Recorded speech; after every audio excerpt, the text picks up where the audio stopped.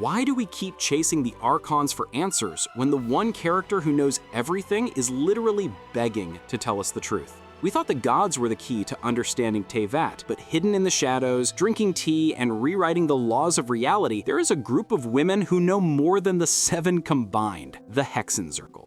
Hold the lore bombs for a second. If you're saving for Nicole or any huge Nodcry banner, you need to stretch those primogems. That's why I use Buffbuff for Genesis crystals. They offer crazy low prices, letting you top up way cheaper than the official store. The process is safe, easy, and secure with multiple payment options. Stop overpaying. Click the link below and make sure your pull stash is ready with Buffbuff.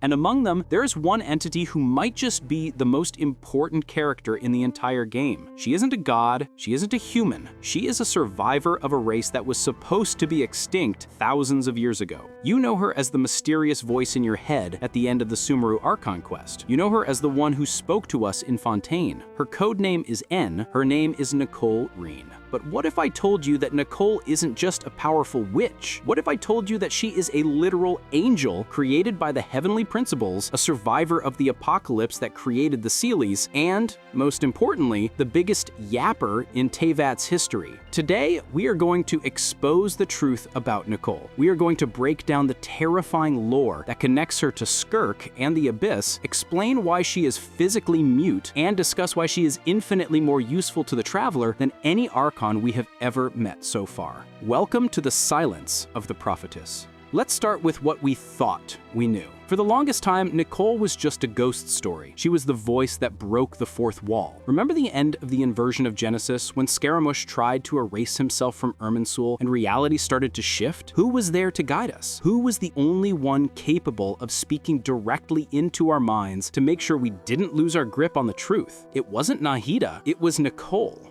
Fate is called fate because it cannot be changed, but it can be deceived. That one line changed the entire trajectory of Genshin's lore. It gave us the blueprint for how to fight Celestia. But recently, we've uncovered new information, darker information, that recontextualizes who she is. Thanks to lore drops from the Similanka event and deep dive item descriptions, we now know the truth. Nicole Reen isn't human, not originally. She is an angel. Now, before you thinking of wings and halos, in Genshin terms, an angel created by the heavenly principles to guide humanity is almost certainly referring to the ancestors of the Sealies. You know those little blue ghosts we chase around the map for chests? Those mindless floating wisps? They used to be a glorious, wise, and beautiful civilization. They were the original guides of humanity in the era of Hyperborea 6,000 years ago, but they were cursed. Following a rebellion, specifically Koitar's rebellion, the angels were punished. They were stripped of their minds, their forms, and their voices, degenerating into the Sealies we see today. Except for one. Nicole Reen didn't degrade. She didn't lose her mind. She survived the purge. She is quite literally a living fossil of a divine race. She is the guide who will never get lost, because she has survived the end of her own world. But survival came with a cost, and this is where her character design gets absolutely fascinating. We always wondered why she speaks in our heads. Is it telepathy? Is it magic? No, it's a disability. Nicole Reen is physically mute. The lore explicitly states that she feels suffocated by her inability to speak. Wolfie, in the Hexen Circle discussions, mentions a friend of Madame Mage who is mute but loves to project her voice into people's minds. This adds a tragic layer to her character. She is a being of immense knowledge, a prophetess who sees the direction of the world, but she cannot vocalize it with her own mouth. She has to bypass the physical senses entirely.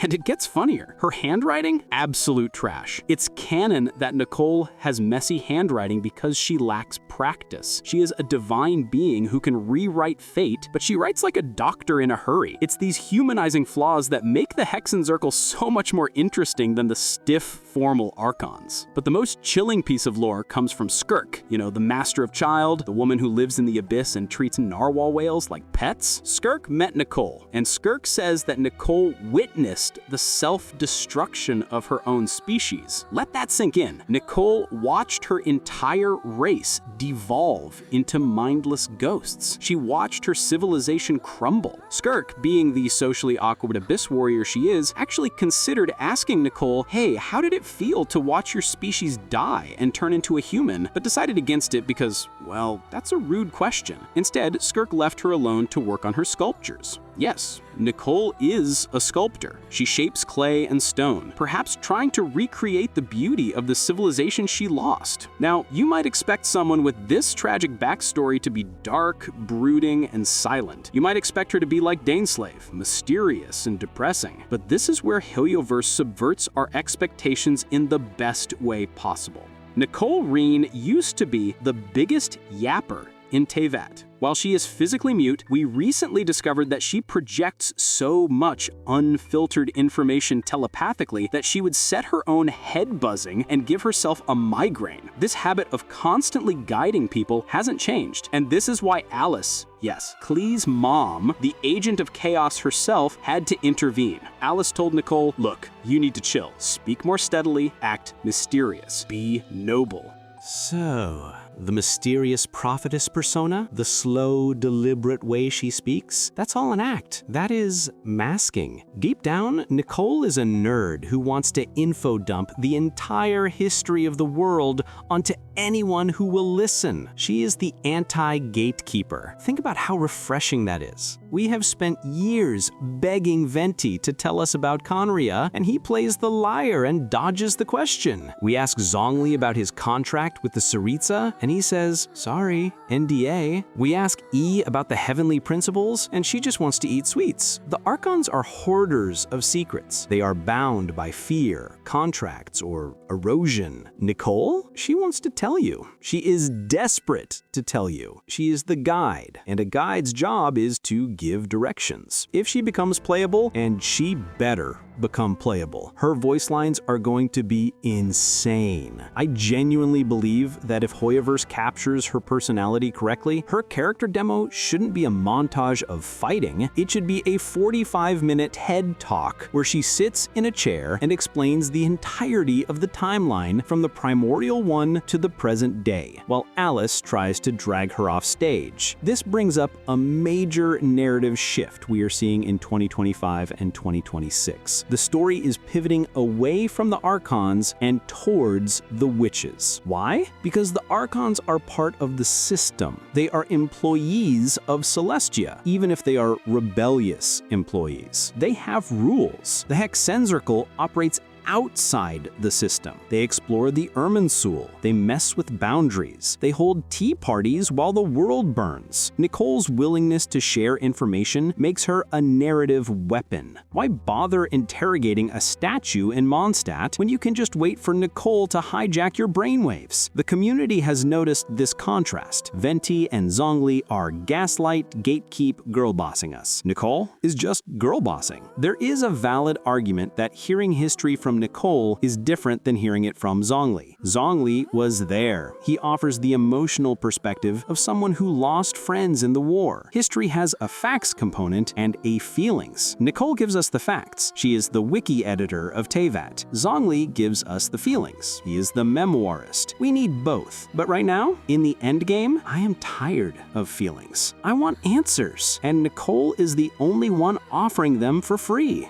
So, what happens now that we've finally met her in the flesh in the latest region? We know she moves around constantly. Unlike the Archons who are tethered to their cities, Nicole is a nomad. The brief intersection we had with her in Nod Cry has been pivotal, and we can now speculate with more certainty about her role. I imagine her playable kit will revolve around this concept of direction and guidance. Maybe she manipulates enemy movement. Maybe she buffs the party by revealing weak points, literally guiding your attacks. But visually, I need Hoyoverse to stick to the lore. If she is a survivor of the angel race, I want to see remnants of that form. Make her float. If Durin can't fly, don't get me started on the Wingate drama again. At least let the angel float. And I want to see her cute side. We see that she gets embarrassed when she realizes she's over-explaining things. That is Gapmo gold. Imagine a stoic, mysterious woman dropping the most terrifying lore power bomb about the death of the Seelies and then blushing because she realizes she's been talking for 20 minutes straight. It's endearing. It makes her feel like a person, not just a plot device. Let's circle back to the darkest part of her lore, the curse. How did she survive? When the angels rebelled, the punishment was de-evolution. This implies that the heavenly principles have a biological kill switch on their creations. If Nicole survived, it means she either A, found a loophole in the system, which aligns with her philosophy that fate can be deceived, B, was protected by someone powerful, maybe the sinner or a descender, or C, is simply so powerful in her own right that she refused to degrade. The fact that she retained her power and her preferred form suggests that she might be on the same power level as the top harbingers or even the Archons. She isn't just a witch, she is a relic of the primordial era. This puts her in a unique position to help us with the Nodcry and Snezhnaya chapter. The Tsaritsa wants to burn away the old world. Nicole remembers the original world. She knows what was lost. Does she want the Seelies to be restored? Does she want revenge on Celestia for the curse? Or does she just want to maintain order? Her title, The Prophetess, implies she knows how this ends, and the fact that she helps us suggests that the Traveler winning is the correct timeline. We also need to talk about her relationship with